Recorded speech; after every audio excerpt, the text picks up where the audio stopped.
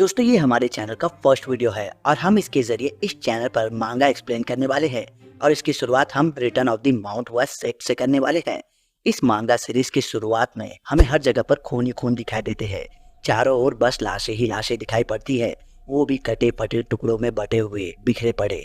और इन सब के बीच में हमारा हीरो यानी कि मेन कैरेक्टर बैठा हुआ है, जैसे कि अब से हम MC बुलाएंगे, जिसका एक हाथ कट चुका है और वो इन सब लाशों की ओर देखते हुए सोचता है कि मुझे सब कुछ लाल ही लाल दिखाई दे रहा है। इस जगह पर अब सिर्फ मौतें ही बची है, आखिर इतने खून खराबे की क्या जरूरत थी।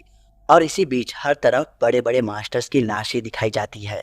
इसे देखने के बाद MC अपने सभी दोस्तों को, मास्टर्स को और उनके डिसाइपल्स को जोर जोर से आवाज लगाता है, पर उसे उनके मृत शरीर ही दिखाई देते हैं, जिसे देखकर वो सोचता है कि सभी उसके मास्टर्स मारे जा चुके हैं और काश मैं ज्यादा ताकतवर होता तो शायद मैं सभी को हरा सकता था।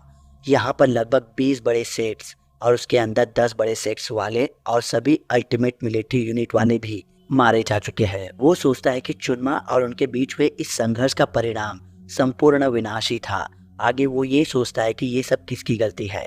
तभी उसकी नजर अपने सामने ऊपर की ओर बैठे एक शख्स पर पड़ती है और वो सोचता है कि इन सब के पीछे इसी आदमी का हाथ है, जो कि आकाश से भेजा गया दानव है, उस शैतानी ग्रुप से जिसने पूरी दुनिया को रक्तपात में बदल दिया। ये चुनमा उसी हेवनली डेमन सेक्ट का लीडर है। यहाँ पर मैं बता दूं कि हमारा जो मेन कैरेक्टर है ना, वो हमें इस सिनारियो के मेन विलन चुनमा के बारे में एक्सप्लेन कर रहा है।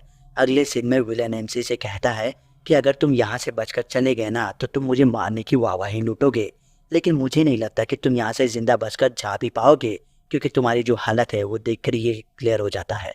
अब इस पर हमारा MC विलन से कहता है कि चुप हो जाओ, पर विलन चुप होने की बजाय MC की तारीफ करने लगता है और उससे कहता है कि मैं तुम्हारे तलवारबाजी को एक्नॉलेजमेंट करता हूँ।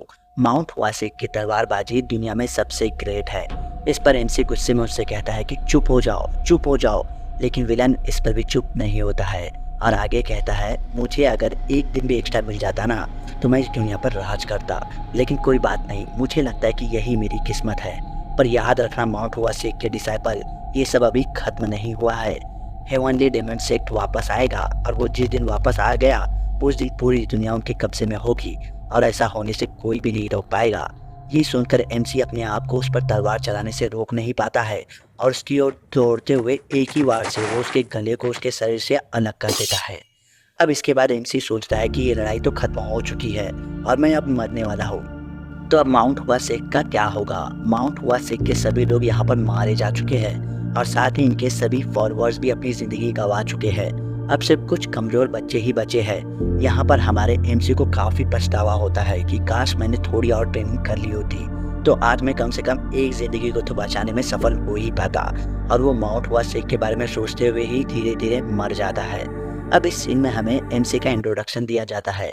MC माउंट हुआ सेक्ट का 13th डिसाइपल है, 3 महान तलवारबाज प्लम ब्लॉसम स्वॉर्ड सेंट्स में से एक, और हमारे मेन कैरेक्टर का नाम चंग मिंग है। दोस्तों नेक्स्ट सीन में हमें एक घर दिखाया जाता है जिसमें से हमें आवाज आती है। एक बच्चा अपने सपने में बोलता है कि चुनमा क्या वो मर गया, और वहीं पर एक दूसरा बच्चा भी होता है जो कि बेगर सेक्ट से है। वो उसे मारते हुए कहता है कि तुम क्या बक रहे हो, सब लोग भीख मांगने गए हैं और तुम अभी तक सो ही रहे हो। दोस्तों ये बच्चा जो है ना वो हमारा MC ही होता है, जिसका कि पुनर्जन्म हुआ है और उसे समझ में नहीं आ रहा होता है कि आखिर यहाँ पर चल क्या रहा है और वो लड़का उसे मार क्यों रहा है। और उस बच्चे से हमारा MC कहता है कि यहाँ पर क्या हो रहा है, मुझे कुछ भी समझ नहीं आ रहा और तुम मुझे मारना बंद करो।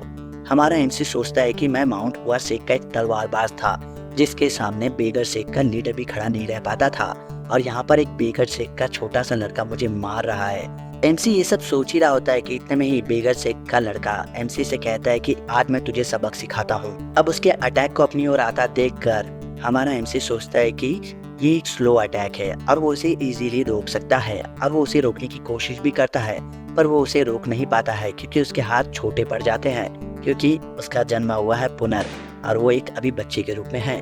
अब यहाँ पर हमारे MC को बहुत हैरानी होती है कि आखिर उसका हाथ इतना छोटा कैसे हो गया। इससे पहले कि वो और कुछ कर पाता तब तक उस बेगर सेक्ट के लड़के की ओर से हमारे MC की अच्छी खासी पिटाई हो जाती है। उस समय एक दूसरे बेगर सेक्ट का लड़का उस घर में आवाज सुनकर झांकता है और सब नज़ारे देखकर चला जाता है। अब अगले सीन में हमारा MC एक तालाब के किनारे बैठकर पानी में खुद को देखकर हैरान हो रहा होता है कि आखिर ये लड़का है कौन। कहीं ये मेरा पुनर्जन्म तो नहीं? कि तभी उसके पीछे से वो बंदा आता है जो कि एमसी को मार खाते देखकर वहाँ से भाग गया था। एमसी उससे पूछता है कि तुम तो वही लड़के हो ना जो मुझे मार खाता देखकर वहाँ से भाग गया था। इस पर वो लड़का कहता है कि हाँ। आगे वो कहता है कि जो तुम्हें मार रहा था ना, उसका नाम वॉन्ग चैंग है। वो हमेशा ऐसा ही करता है, लेकिन आज उसने ज्यादा ही कर दिया। इस पर हमारा एमसी उससे कहता है कि मैं सिर्फ तुमसे 2 ही सवाल करूंगा, क्या मैं एक भिखारी हूँ? इस पर वो लड़का उससे कहता है कि खुद को देख लो, तुमने कैसे कपड़े पहने हुए हैं, तुम्हारा हुलिया देख लो, पता चल जाएगा कि तुम क्या हो।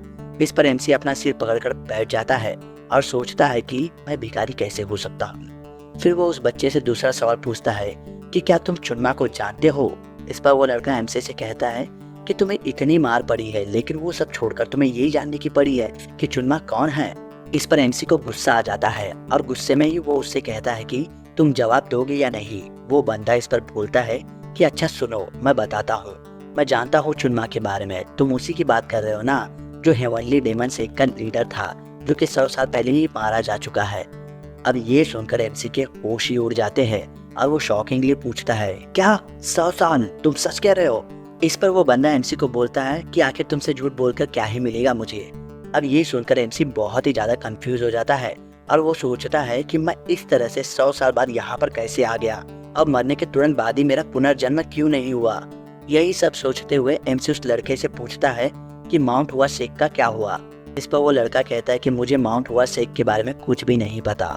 ये सुनकर हमारा एमसी उससे कहता है कि तुम एक भिखारी हो और अगर तुम सच में एक बिगर शेख यूनियन के पार्ट हो तो तुम्हें ये पता होना चाहिए कि द माउंट हुआ शेख दुनिया के 10 सबसे बड़े शेख में से एक है। एमसी के मुंह से ये बातें सुनकर वो लड़का उससे कहता है कि क्या बेकार की बातें कर रहे हो तुम। फिर वो लड़का एमसी को दुनिया के 10 सबसे बड़े शेख के नाम बताता है, जिसमें द माउंट हुआ शेख का नाम कहीं भी नहीं होता है।